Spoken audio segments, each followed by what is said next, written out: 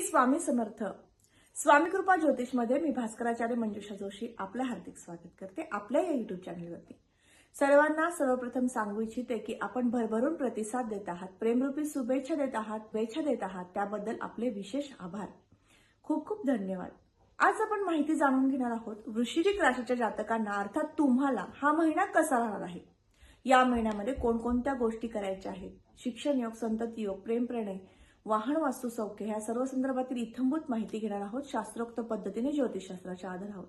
चला तर मग माहितीला सुरुवात करूयात. सुरुवातीलाच आपणा सर्वांना विनंतीपूर्वक सांगू इच्छिते की आजचा हा व्हिडिओ सुरुवातीपासून शेवटपर्यंत श्रवण करा. व्हिडिओ जर आवडला तर नक्कीच व्हिडिओला लाईक करा. जास्तीत जास्त मित्रमंडळी, नातेवाईक यांच्यापर्यंत हा व्हिडिओ पोहोचवण्यास विसरू नका. तुमची वृश्चिक रास आहे. लग्न स्थानाची स्थिती पाहता व्यक्तिमत्वाच्या दृष्टीने हा महिना थोडासा परिश्रमाचा म्हणताय. या महिन्याच्या 14 तारखेपर्यंत उत्तम स्थिती आहे, कारण मंगळदेव हे स्वतःच्या परिश्रम स्थानातनं, तृतीय स्थानातनं गोचर करत आहेत आणि याचबरोबर मंगळदेव त्यांच्या स्वतःच्या उच्च राशीतनं गोचर करत आहेत. तुम्हाला विशेष साथ सोबत करतील, तुमचं कार्य संपन्न करून देण्यासाठी उत्साह निर्माण करून देतील, आनंद प्राप्त करून देतील. या महिन्याच्या 14 मार्चपर्यंत कुंभ राशीतनं गोचर करतील, अर्थात शत्रू राशीतनं गोचर करतील. म्हणजेच तुम्हाला हा महिना 14 मार्च नंतर थोडासा परिश्रम घडून आणतील. कामामध्ये सातत्य कमी होणं, दिरंगाई होणं असे अशुभ संकेत आणतील. म्हणून ह्यासाठी विशेष उपासना आपण व्हिडिओच्या शेवटी पाहणार आहोत. या महिन्यामध्ये वाहन वास्तूचं सौख्य पाहता या स्थानाचे अधिपती शनिदेव ते चतुर्थ स्थानातच गोचर करत आहेत, त्यामुळे उत्तम प्रकारे तुम्हाला वाहन वास्तूचं सौख्य प्राप्त करून देते. नवीन वास्तू घ्यायची आहे, वाहन खरेदी करायचं आहे, तुमच्यासाठी सुद्धा हा महिना उत्तम म्हणताय. कारण गुरुदेवांची दृष्टी आणि शनिदेवांची दृष्टी गुरुदेवांवरती विशेष तिसरी दृष्टी आल्यामुळे तुम्हाला उत्तम प्रकारची वाहन वास्तू खरेदी करण्याची संकल्पित वास्तू व्हावी असं तुम्हाला वाटत आहे. त्यासाठीची वाटचाल पुढे होऊ शकते, त्याबद्दलचं नियोजन होऊ शकतं. उत्तम प्रकारचं यश त्यामध्ये आहे. विचार केला तर पंचम स्थानात असणारी गुरुदेवांची रास आणि गुरुदेव हे षष्ठ स्थानातनं गोचर करत आहेत. अर्थात षष्ठ स्थानात गुरुदेव जेव्हा जातात त्यावेळेस किरकोळ प्रमाणामध्ये संघर्ष घडवतात. अर्थात तुम्हाला सायन्स साईडने किंवा कॉमर्स साईडने तुम्ही शिक्षण घेत असाल, विद्यार्थी वर्गाला थोडासा अभ्यासाचा ताण वाटू शकतो किंवा अभ्यासाची गती मंदावू शकते. किरकोळ प्रमाणात, मोठ्या प्रमाणातील कुयोग नाही, कारण याबरोबरच 1ली ते 12वी पर्यंतचं शिक्षण घेणाऱ्या वर्गाला हा महिना थोडासा अभ्यासाची गती वाढवा, संथ गतीने अभ्यास होऊ शकतो. तर नक्कीच विशेष काळजी घ्या. अभ्यासामध्ये मन रमेल किंवा अभ्यास एकाग्रतेने होईल याकडे विशेष लक्ष द्या. संतती सौख्य तुम्हाला उत्तम प्रकारचं प्राप्त होणार आहे. याबरोबर संततीकडनं एखादी चांगली वार्ता, त्यांच्या विवाहासाठी किंवा करिअर रिलेटेड कुठलीही एखादी चांगली वार्ता तुमच्या कर्णी पडू शकते आणि त्यातनं तुम्हाला आनंद प्राप्त होऊ शकतो, असेही शुभ संकेत आहेत. याबरोबर आपण षष्ठ स्थानाकडे वळूयात. रोग आणि हितशत्रूंचं स्थान म्हणून ओळखलं जाणारं 6वं गट. या स्थानात असणारी मंगळदेवांची रास. मंगळदेव हे मकरेतनं गोचर करत आहे 14 मार्चपर्यंत. त्यामुळे किरकोळ प्रमाणामध्ये उष्णतेचे विकार उद्भवू शकतात किंवा एक्झर्शन होणं आणि त्यामुळे सुद्धा, ताणामुळे सुद्धा तुम्हाला चिडचिड होणं असे कुयोग येऊ शकतात. 14 मार्च नंतर 14 मार्चपर्यंत उत्तम स्थिती राहू शकेल. याबरोबरच सप्तम स्थानाकडे वळूया. सप्तम स्थानावर जोडदाराचं सौख्य पाहिलं जातं. या स्थानाचे अधिपती शुक्रदेव. शुक्रदेवांचं गोचर 7 मार्च नंतर कुंभेतनं होणार आहे, मित्र राशीतनं होणार आहे. नक्कीच तुम्हाला शुक्रदेवांची साथ सोबत लाभेल. तुमच्या पत्नीचा किंवा पतीचे उत्तम आरोग्याचे योग आहेत आणि याचबरोबर त्यांची साथ सोबत लाभल्यामुळे तुम्हाला आनंदी जीवन व्यतीत करता येऊ शकेल. याबरोबरच या स्थानावर आपण भागीदारीचे व्यवसाय पाहतो किंवा कोर्ट केसेस सुद्धा पाहतो. एखादी कोर्ट केस सुरू आहे तुमच्या बाबतीमध्ये तर नक्कीच त्याचा निकाल लागणं किंवा त्या संदर्भातील पुढील काही नियोजन लागणं असे शुभ संकेत तुम्हाला या महिन्यात प्राप्त होतील. भागीदारीचे व्यवसाय सुरू करायचे असतील तर नक्की तुम्ही 14 मार्चपर्यंत करू शकता. उत्तमरित्या तुम्हाला त्याची सुरुवात झालेली दिसून येऊ शकते. याबरोबरच अष्टम स्थानावरून आपण अचानक लाभ प्राप्तीचे आणि संशोधक वृत्ती जागृत करणारं हे स्थान आहे.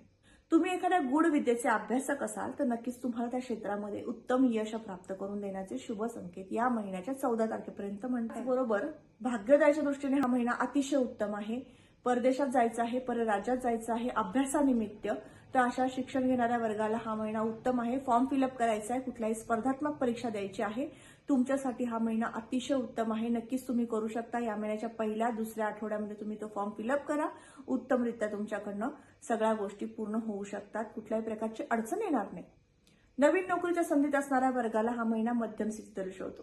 थोडासा संघर्षाचा काळ आहे किंवा जास्त प्रयत्न करावे लागू शकतात. किरकोळ प्रमाणात, मोठ्या प्रमाणातील कुयोग नाही.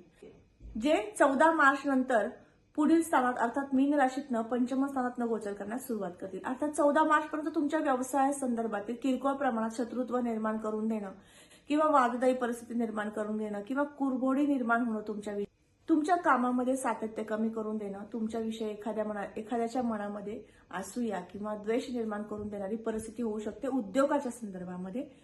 तर हा कुयोग फार मोठ्या प्रमाणात नाही, परंतु 14 मार्च पर्यंत या गोष्टी सातत्याने घडल्यामुळे तुमचा स्वभाव थोडासा सतत बदलता राहू शकतो, चिडचिड होऊ शकते. पण 14 मार्च नंतर उत्तम योग आहेत, कारण पंचम स्थानातनं रविदेवांचं गोचर होईल आणि ते तुम्हाला शुभयोग करेल. त्यामुळे उद्योग व्यवसाय वाढीसाठीचा महिना 15 मार्च नंतर उत्तम म्हणता येईल.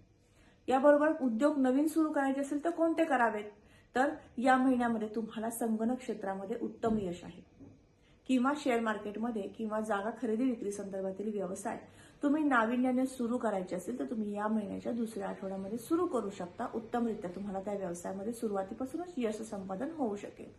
याबरोबर लाभाच्या दृष्टीने हा महिना काय म्हणतो, उत्तमरित्या लाभस्थिती तुम्हाला दर्शवत आहे. 14 मार्च नंतर अतिशय उत्तम प्रकारचे यश संपादन होऊ शकतं, लाभ प्राप्त होऊ शकतो. तो पैसा एखाद्या चांगल्या ठिकाणी गुंतवणुकीची संधी तुम्हाला प्राप्त होऊ शकते, असे शुभ संकेत आहेत. शेती बागायत जमीन खरेदी विक्री करण्यासंदर्भातील सुद्धा योग तुम्हाला उत्तमरित्या आहेत.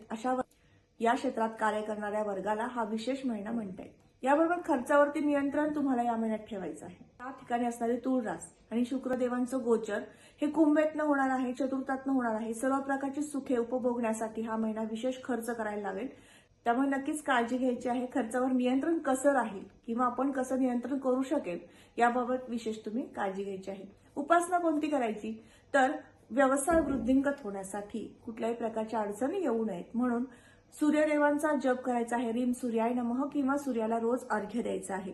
बरोबर मंगळदेव जेव्हा कुंभ राशीतनं गोचर करतात त्यावेळी शत्रू राशीतनं गोचर करत आहेत, तर त्यांचे काही कुयोग तुम्हाला निर्माण करून देऊ नयेत म्हणून विशेष काळजी घ्यायची आहे. गणपती स्तोत्र वाचन आणि मारुती स्तोत्र वाचन करायचं आहे. तर आज आपण वृश्चिक राशीच्या जातकांना संपूर्ण मार्च हा महिना कसा राहणार आहे याबाबतची माहिती घेतली. तर आजचा हा महत्त्वपूर्ण व्हिडिओ तुम्हाला कसा वाटला नक्की कमेंट करून सांगा. कमेंटमध्ये श्री स्वामी समर्थ लिहिण्यास अजिबात विसरू नका. तुमच्या राशीचा व्हिडिओ आहे तर तुम्ही नक्कीच तो पाहावा आणि तुमच्या मित्रमंडळी नातेवाईकांपर्यंत तो पोहोचवावा अशी मी तुम्हाला विनंती करते. आणि याचबरोबर तुम्हाला तुमच्या दैनंदिन जीवनशैली व्यतीत करताना काही अडचणी आहेत, समस्या आहेत ज्यातून तुम्ही जात आहात, नक्कीच तुम्हाला मार्गदर्शनाची आवश्यकता वाटते. विवाह योग, वास्तुयोग या संदर्भातील साशंक परिस्थिती आहे, चिडचिड होतीये, काम होत नाहीये, तर नक्कीच तुम्हाला मार्गदर्शनाची आवश्यकता वाटते तर तुम्ही मला संपर्क करू शकता. माझा संपर्क क्रमांक मी या व्हिडिओच्या डिस्क्रिप्शन बॉक्समध्ये तसंच स्क्रीनवर सुद्धा शेअर करत आहे. पुन्हा भेटणार आहोत अशाच महत्त्वपूर्ण माहितीसोबत. तोपर्यंत आपली रजा घेते. श्री स्वामी समर्थ. जय जय स्वामी समर्थ. रामकृष्ण हरी.